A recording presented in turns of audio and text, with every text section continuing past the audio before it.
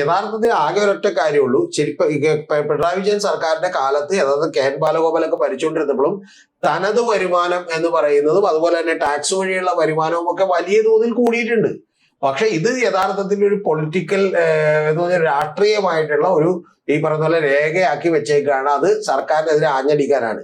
പക്ഷെ ഇത് മിക്കവാറും സതീശന് പാരയാകും 5 കൊല്ലം കഴിയുമ്പോൾ. കാരണം ഒന്നാമത്തെ കാര്യം ആദ്യത്തെ ഒരു കാര്യം തന്നെ പൊളിഞ്ഞു. 6200 കോടിയോളം രൂപ ഖജനാവിലുണ്ട് എന്ന് പറഞ്ഞിരുന്നു. അത് സത്യമാണെന്ന് ഇതിനകത്ത് പറയേണ്ടി വന്നു. കാരണം അത് പറയാതിരിക്കാൻ പറ്റില്ല. പക്ഷേ ഒരു കാര്യം ചോദിക്കട്ടെ, ചോദിച്ചോളൂ. അല്ല, 5 ലക്ഷം കോടി രൂപ കടമുള്ള സമയത്ത് 6000 കോടി രൂപ മാത്രം ഖജനാവിലുണ്ട് എന്ന് പറയുന്നത് തമ്മിൽ ടാലി ആയി പോകും. ഈ 6000 കോടി രൂപ ഖജനാവിലുണ്ട് എന്ന് പറയാനുണ്ടായ സാഹചര്യം എന്താണ്? വെറുതെ അങ്ങോട്ട് രാവിലെ എഴുന്നേറ്റ് പറഞ്ഞല്ല.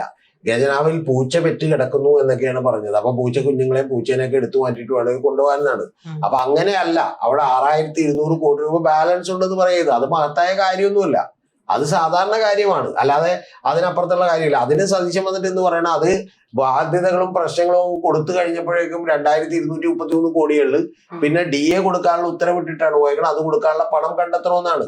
ഇങ്ങനെ പണം കണ്ടെത്തിക്കൊണ്ട് തന്നെയാണ് 2016 പിണറായി വിജയൻ അധികാരത്തിലേക്ക് വന്നപ്പോൾ കൊടുത്തത്. 18 മാസമായിട്ടുള്ള കുടിശ്ശിക പല ക്ഷേമ പെൻഷനുകൾ ഉണ്ടായിരുന്നു. ഏറ്റവും ഒടുവിൽ മൂന്ന് മാസത്തേക്കുള്ള 4 മാസത്തേക്ക് 5 മാസത്തേക്കുള്ള കുടിശ്ശിക ഈ സാധാരണ സ്ത്രീകൾക്ക് കൊടുക്കുന്ന ക്ഷേമ പെൻഷനിലുണ്ടായിരുന്നു. അങ്ങനെയുള്ള എല്ലാ പെൻഷനുകളും പിന്നീട് കൊടുത്തിരുന്നത് പിണറായി സർക്കാരാണ്. പക്ഷെ ഇപ്പൊ ഇവിടെ നടക്കുന്നത് എന്താണെന്ന് വെച്ചിട്ടുണ്ടെങ്കിൽ ഇതൊരു തന്ത്രപരമായിട്ടുള്ള കാര്യമാണ്. ആ തന്ത്രത്തിന്റെ പിന്നിൽ വലിയൊരു കാര്യം കൂടി വരാനിരിക്കുന്നുണ്ട് എന്നാണ് ഞാൻ വിചാരിക്കുന്നത്. അത് എന്താന്ന് പറഞ്ഞുതരാം.